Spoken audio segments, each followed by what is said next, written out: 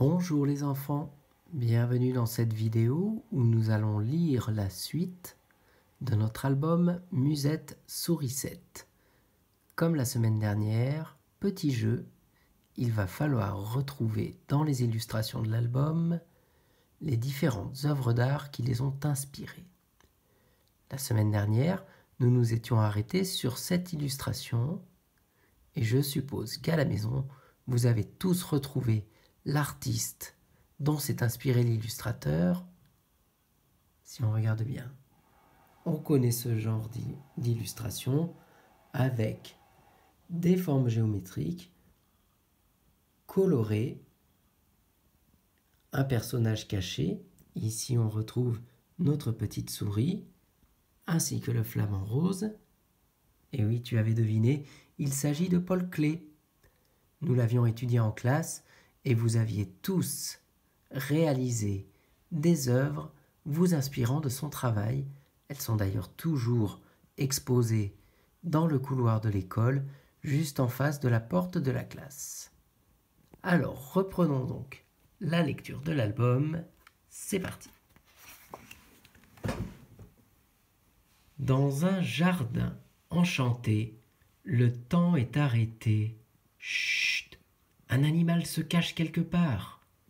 Yeux vicieux, déplacement silencieux, il faut le laisser tranquille avant qu'il ne s'entortille. Qui a-t-elle vu?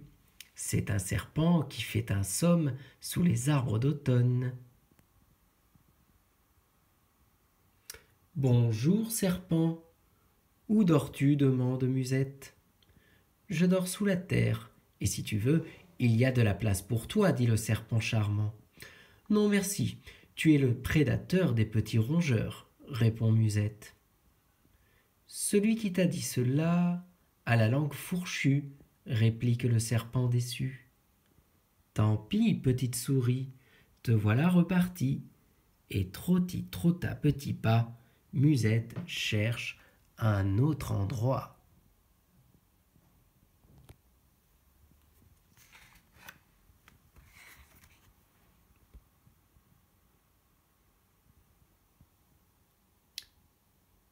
Toc, toc, toc. Musette frappe à l'entrée d'une grotte dorée. Chut! Un animal se cache quelque part. Elle recroquevillée, museau écrasé, petit doigt crochu. Qui a-t-elle vu? C'est une chauve-souris dans la pénombre de son abri. Bonjour, chauve-souris.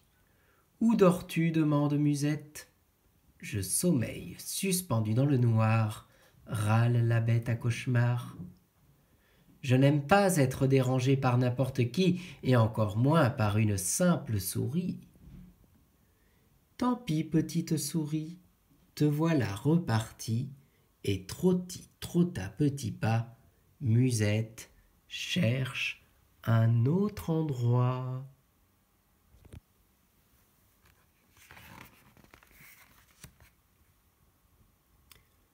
Dans la plaine lointaine, un vent léger et mystérieux souffle des lamentations aux oreilles de Musette.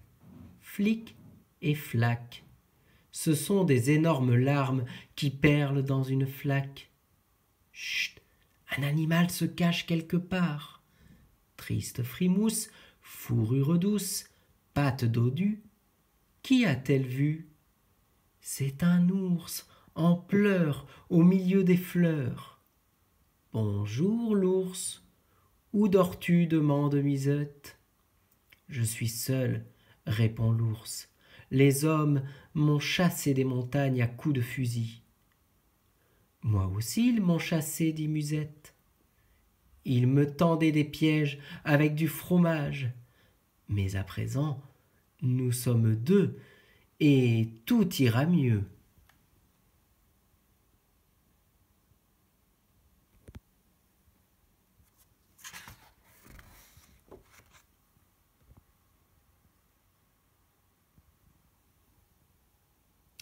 Dans la fraîcheur du soir, l'ours porte Musette sur son dos et grimpe jusqu'au sommet du vert feuillage. là où les corps deviennent écorce et les larmes rosées.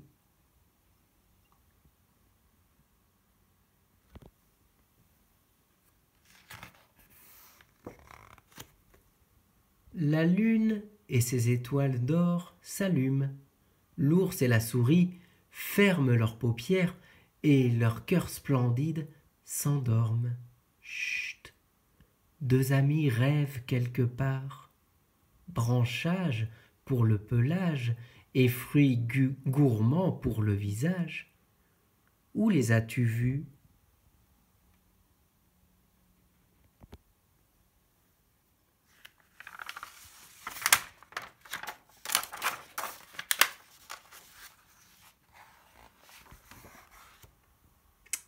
Et voilà, petite souris, tu as appris au cours de ton voyage que le bonheur et le partage font bon ménage. Et voilà, notre album est terminé. À toi de jouer.